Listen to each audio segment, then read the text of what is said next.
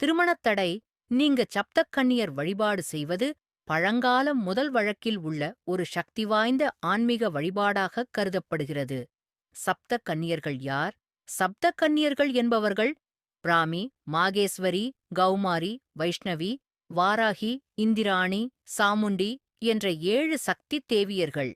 இவர்கள் அனைவரும் ஒருங்கிணைந்த சக்தியாக இருந்து பெண்களின் வாழ்க்கையில் உள்ள தடைகள், குறிப்பாக திருமணத் தடை, மனக்குழப்பம், குடும்பத் தாமதம் போன்ற பிரச்சனைகளை நீக்குவார்கள் என்று நம்பப்படுகிறது. வழிபாடு செய்ய ஏற்ற நாள் வெள்ளிக்கிழமை. சக்தி தேவியருக்குரிய சிறப்பு நாள், குறிப்பாக வளர்பிறை. வெள்ளி மிகவும் சிறந்தது. மாலை நேரம் 6 மணி முதல் 7:30 மணி வரை. வழிபாடு செய்யலாம். வழிபாட்டிற்குத் தேவையான பொருட்கள் 7 தேங்காய்.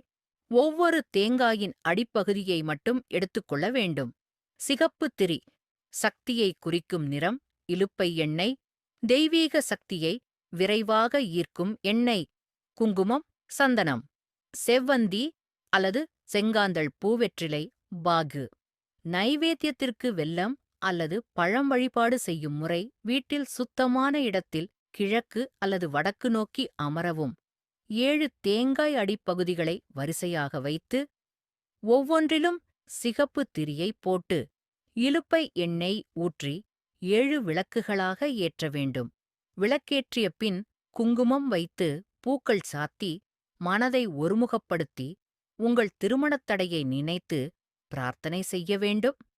சொல்ல வேண்டிய மந்திரம் ஸ்லாஷ்.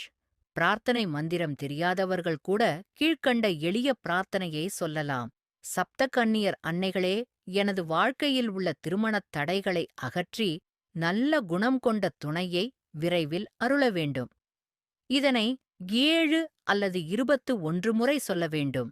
எத்தனை வாரம் செய்ய வேண்டும்? தொடர்ந்து 7 வெள்ளிக்கிழமைகள் வழிபாட்டை இடையில் நிறுத்தக்கூடாது. ஒவ்வொரு வெள்ளியிலும் அதே நேரத்தில் செய்தால் பலன் விரைவாக கிடைக்கும். வழிபாட்டின் பலன்கள்: திருமண தாமதம் நீங்கும்,